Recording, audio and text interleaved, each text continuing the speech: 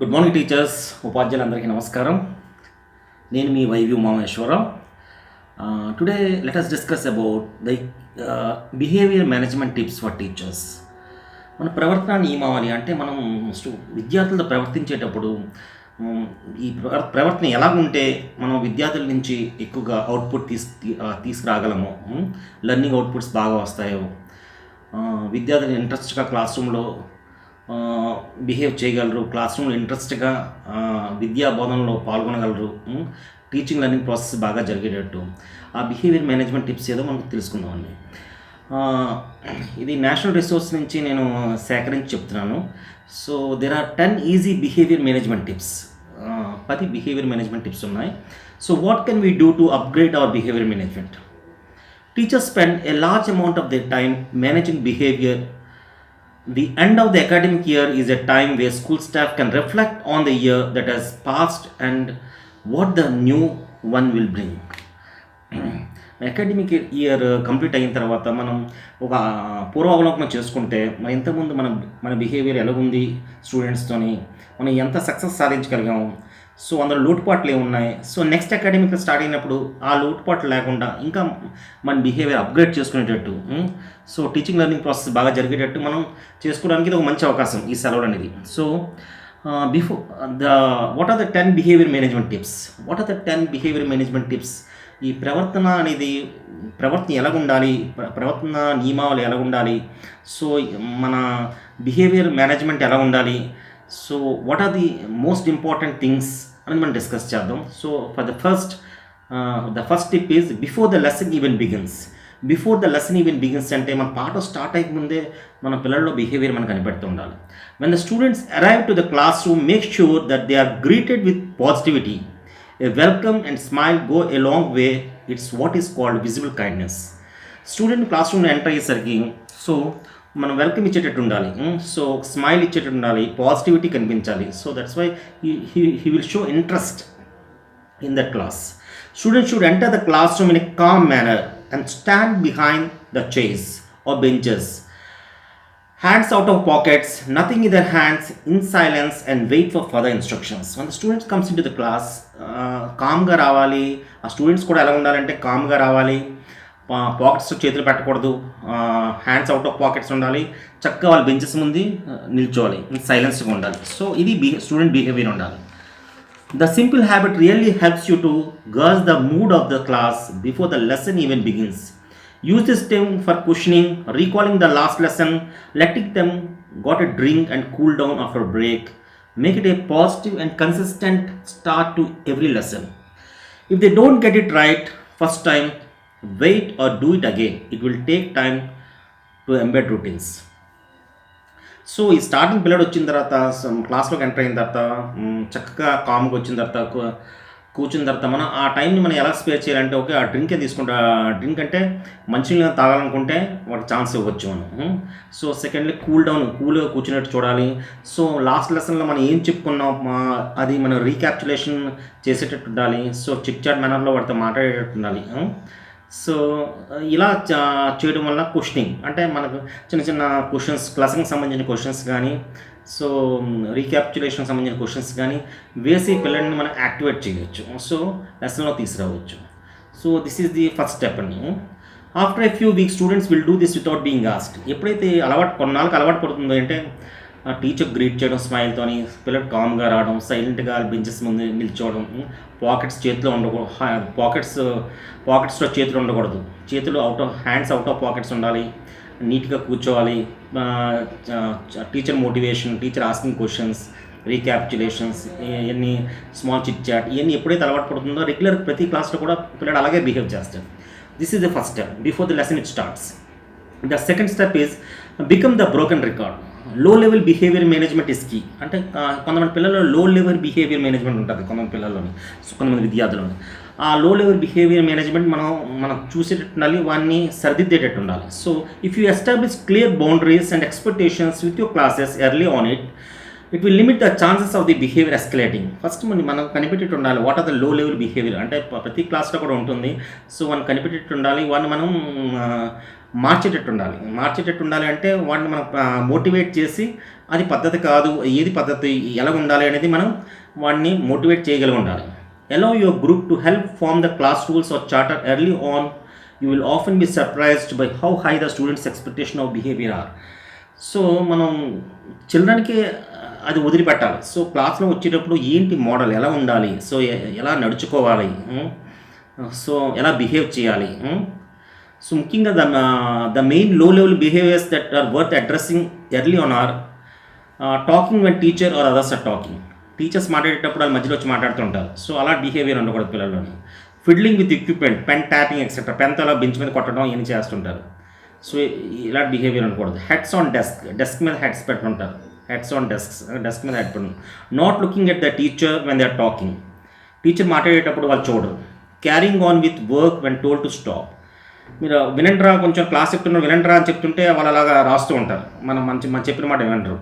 So hands in పాకెట్స్లో ఇప్పుడు hands పెట్టుకుంటూ ఉంటారు. Sitting back on 2 legs of the chair మీద కూర్చుంటే రెండు కాళ్ళ మీద కూర్చుంటారు. అంటే చైర్ని కొంచెం బ్యాక్ చేసి వాల్స్తో కూర్చుంటారు. That is not the proper way of sitting. అంటే అటెన్షన్ పే చేయట్లేదు. Turning around to talk to others, మాటమాటికి వెనక్కి తిరుగుతుంటాడు. So these are the low level managements అంటారు.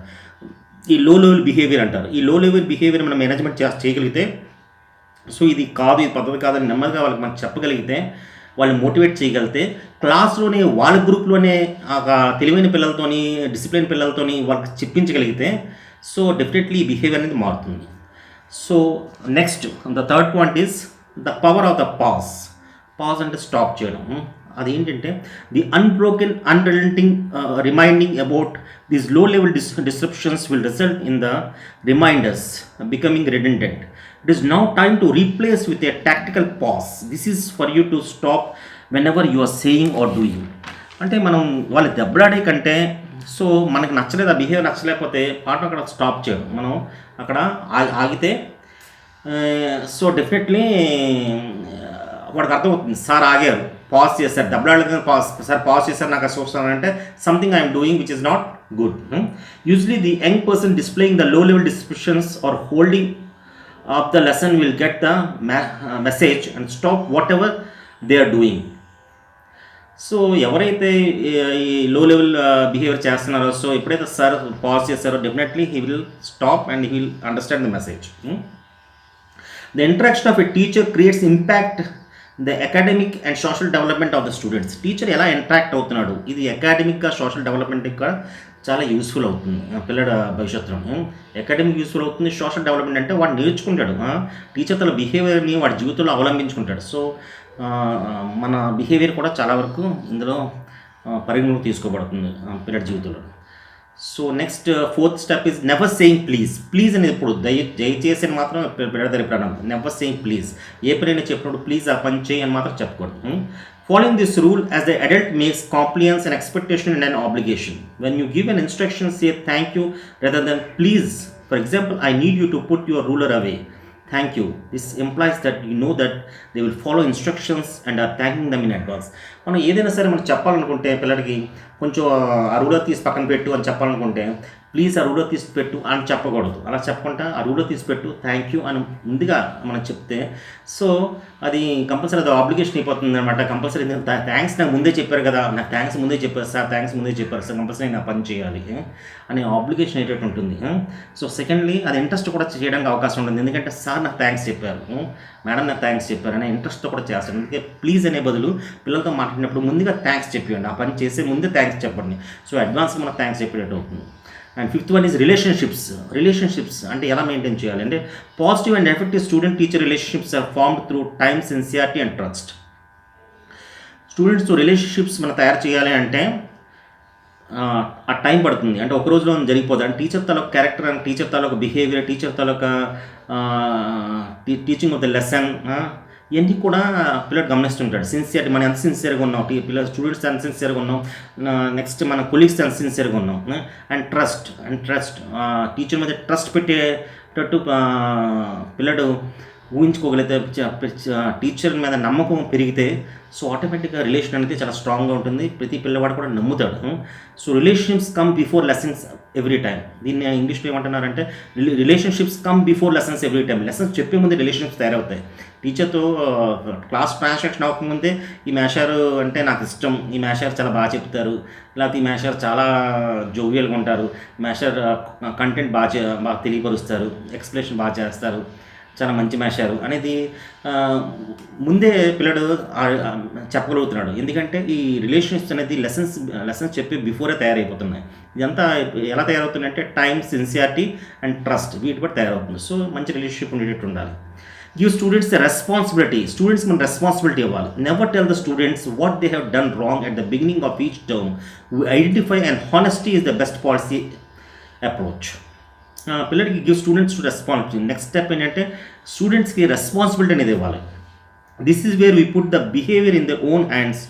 After a difficult lesson or unstructured activity, ask the class if anyone would like to reflect and take the responsibility for their behavior. Students have to reflect on their actions openly and honestly. Give a class time to discuss what needs doing to make things right and how to stop something from happening again. How can others in the class help? మనం ఏదైనా class ఎప్పుడు disturb అయితే మనకు నచ్చపోతే so automatic మనకు ఆ class అయిన తర్వాత definitely మనం తిట్టే కంటే ఆ క్లాస్లోనే వాళ్ళని అడగడం మంచిది.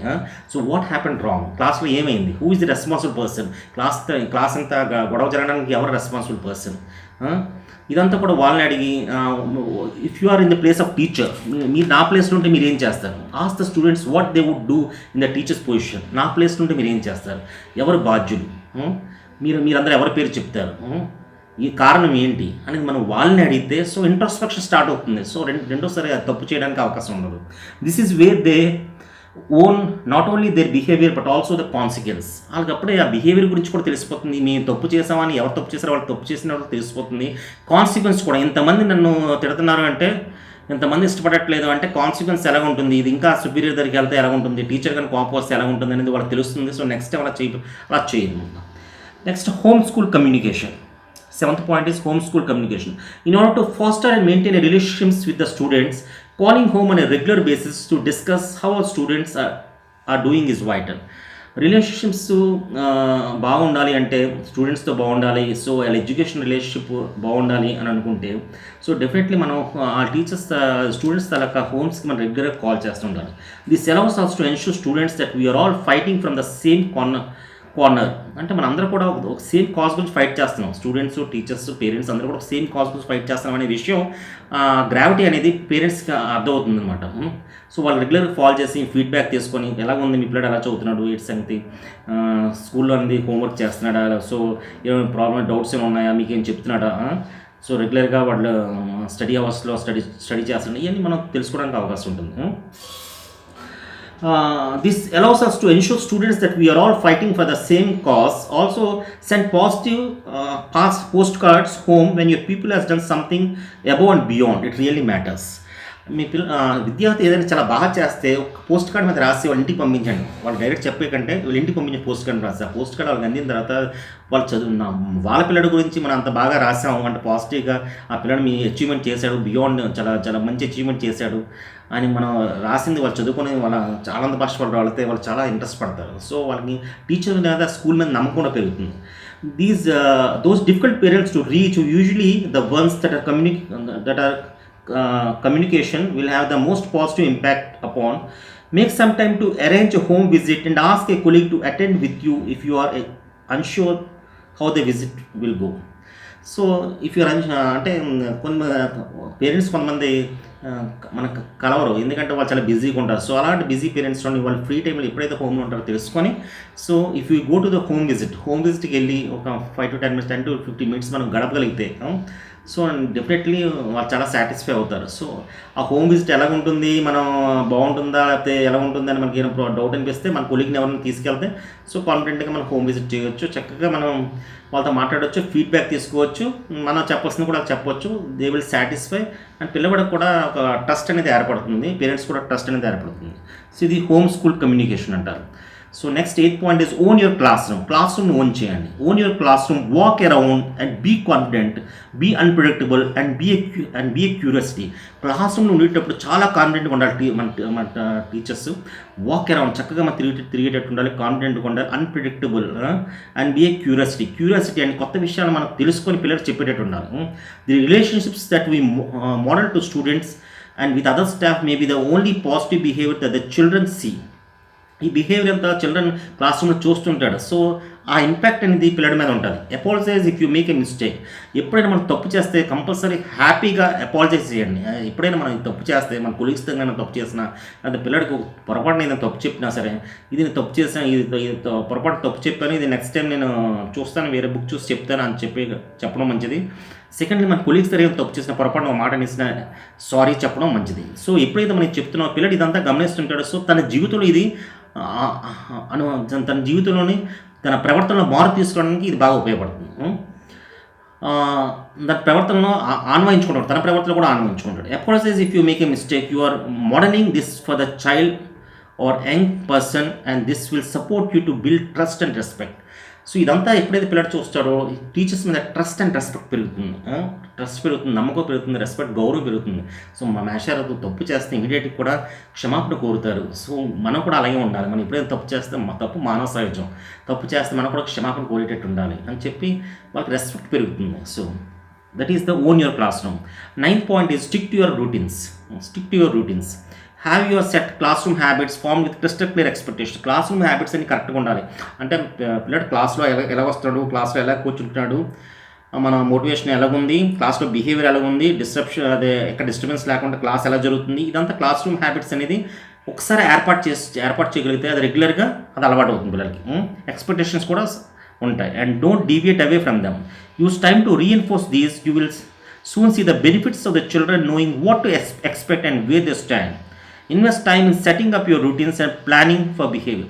అంటే క్లాస్ రూమ్ ఎక్స్పెక్టేషన్స్ అంటే మన టీచర్తో ఎబిలిటీ బట్టి ఉంటుంది. మన ఎబిలిటీ బట్టి క్లాస్ రూమ్ ఎక్స్పెక్టేషన్స్ అనేది స్టార్ట్ అవుతాయి.